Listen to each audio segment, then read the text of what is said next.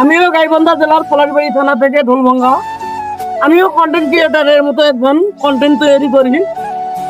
তো আশা করি এই ফেসবুক জগতে এসে আপনাদের যতটা ভালোবাসা সহযোগিতা পেয়েছি আমি অনেকটা খুশি। কিন্তু এই ফেসবুকে যে ইনকাম এই ইনকামের আশায় আসলে ফেসবুক জগতে এসেছিলাম, মনে করছিলাম ব্যয়বহুল কামাই হবে। তা আসলে এই ফেসবুক জগতে এসে আমার ব্যয়বহুল কামাই থাকলে তো দূরের কথা, উল্টো আমার বরঞ্চ প্রচুর টাকা খরচি হয়ে গেছে। তা আসলে আজকে আমার দোকানের অর্থহীন হাল হয়ে গেছে, অনেকটা দুর্বল। আমি অনেকটা মানসিকভাবে ভেঙে গেছি। আসলে আর মনে হচ্ছে না যে আমি ফেসবুক জগতে থাকবো কিনা।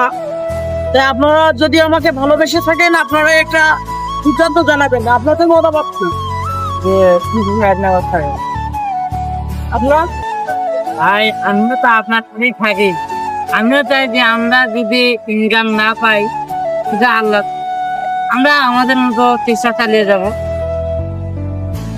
ঠিক আছে, কিন্তু আমার কথা হচ্ছে কোনটা,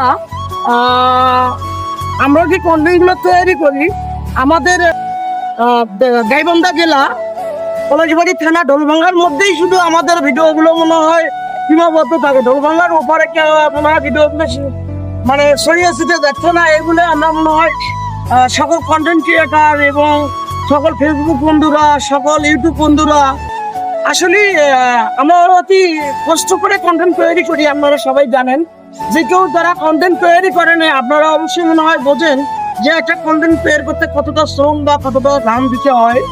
যে আসলে আমি সেই দাবিটুকু নিয়ে সবার কাছে একটা অনুরোধ করছি, আমাদের কন্টেন্ট গুলো যাদের সামনে যাবে সবাই দয়া করে একটু লাইক কমেন্ট শেয়ার করবেন, এবং প্লাস আমার ইউটিউব চ্যানেলে এই নামে আমার ইউটিউব চ্যানেল আছে, সবাই দয়া করে একটু ইউটিউব চ্যানেলটা ঘুরে আসবেন আর ইউটিউব চ্যানেলে একটু সাবস্ক্রাইব বেশি করে করবেন। ইনশাআল্লাহ। আল্লাহ হাফেজ, ধন্যবাদ।